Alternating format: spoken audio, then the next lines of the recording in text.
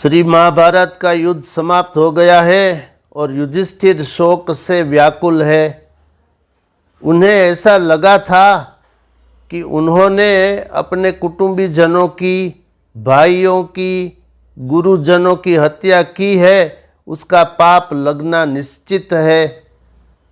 तो उस पाप से निष्पाप कैसे रहे? तब वेदव्यास से सलाह लेकर युधिष्ठिर ने अश्वमेध यज्ञ का अनुष्ठान किया था। तो उस अश्व की रक्षा के लिए अर्जुन, भीमसेन और वृषकेतु, ये कर्ण का पुत्र है, वो निकले।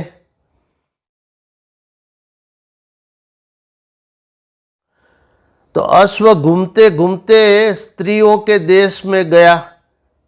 ये देश विष कन्याओं का देश था, जहाँ सब नवयौवनाएं स्त्रियां ही निवास करती थी। उस देश की रानी भी स्त्री, यहाँ तक कि वहाँ कोई पुरुष जीवित नहीं रह सकता था। अगर कोई पुरुष किसी कन्या के प्रति आसक्त हो जाए, उसके साथ रमण करे, तो 1 महीने के पश्चात निश्चित ही उस पुरुष की मृत्यु हो जाती थी। ऐसा वो देश था। तो ऐसे देश में वहाँ की स्त्री सैनिकों ने ये अश्वमेध यज्ञ का अश्व पकड़ लिया।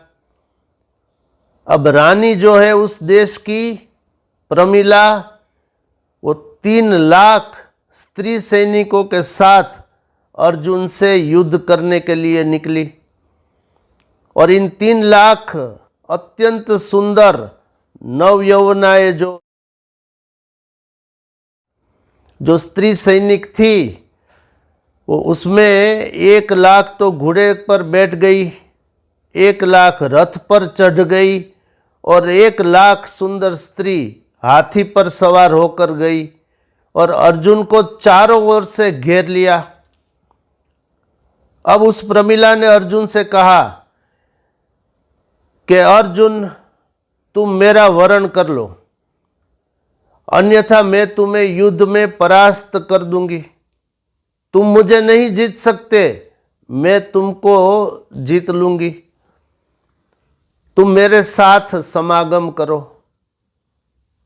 अब अर्जुन ने कहा प्रमिला से कि मैंने सुना है कि यहाँ सब विष कन्याएं हैं, तो मैं तुम्हारे साथ समागम करूँगा तो मेरी भी मृत्यु हो जाएगी। तो फिर इस अश्व का रक्षण कौन करेगा? इसलिए मैं ये कार्य नहीं करूँगा।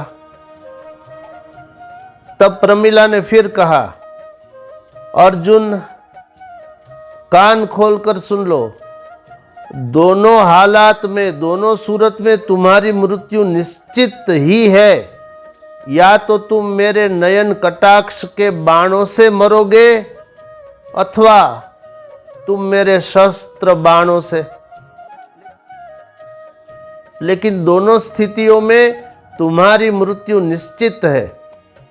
तो बेहतर यही है कि तुम मेरा वरण कर लो, मेरे साथ ब्याह कर लो, मेरा समागम करो। तुमको दिव्य आनंद प्राप्त होगा और उसके बाद हम दोनों मृत्यु के शरण हो जाएंगे।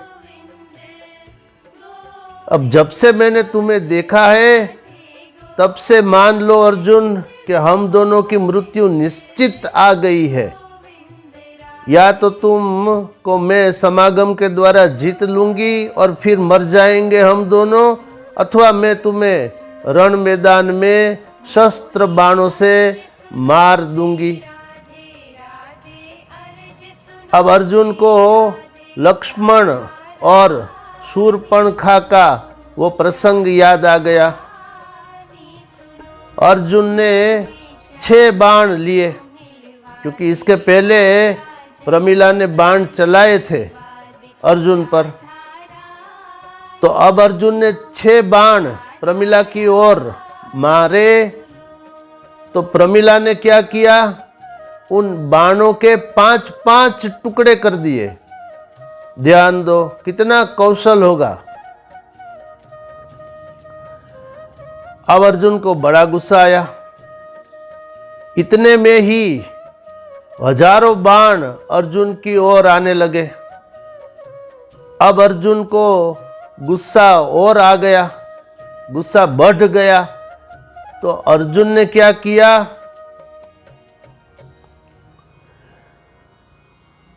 तब प्रमिला ने अर्जुन के 6 बाण के आगे 7 बाण चलाए।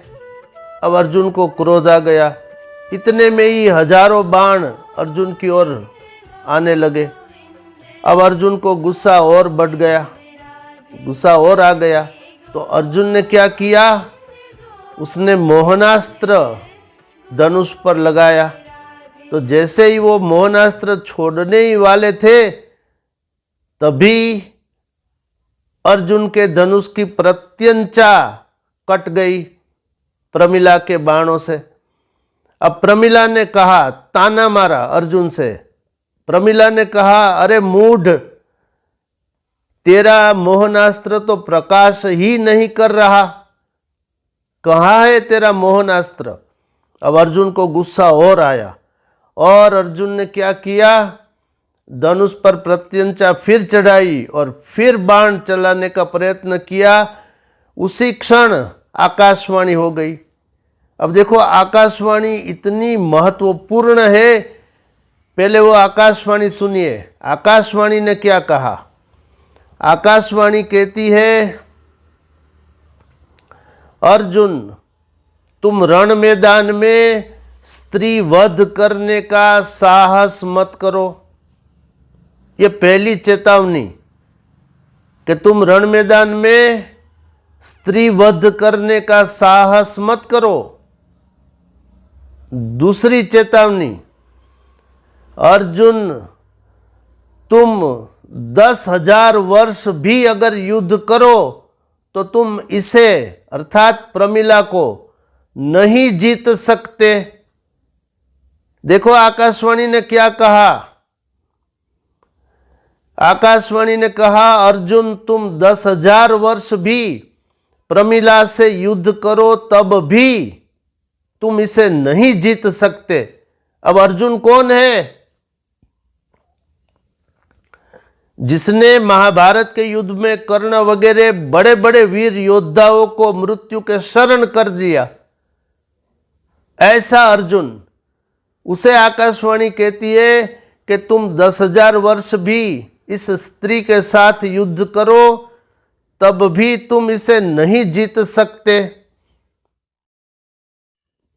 तीसरी चेतावनी सुझाव के रूप में है।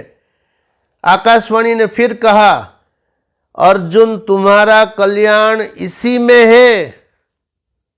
किस में है तुम्हारा कल्याण? तुम इस कन्या के साथ अर्थात प्रमिला के साथ ब्याह कर लो, इसका चयन कर लो, इसका वरण कर लो। ये 3 चेतावनी आकाशवाणी ने दी। अब अर्जुन ने क्या किया? अगले प्रवचन में जानेंगे। बहुत रसप्रद कथा है, आगे और भी रहस्य आप लोग सुनेंगे। देखते रहिए मोरे श्याम चैनल। ऐसे ही धर्मयुक्त वीडियो को देखने के लिए आप हमारी चैनल को सब्सक्राइब करिए, इसे लाइक शेयर कमेंट्स भी करिए। शेष फिर कभी। बोलिए श्री राधा कृष्ण भगवान की जय।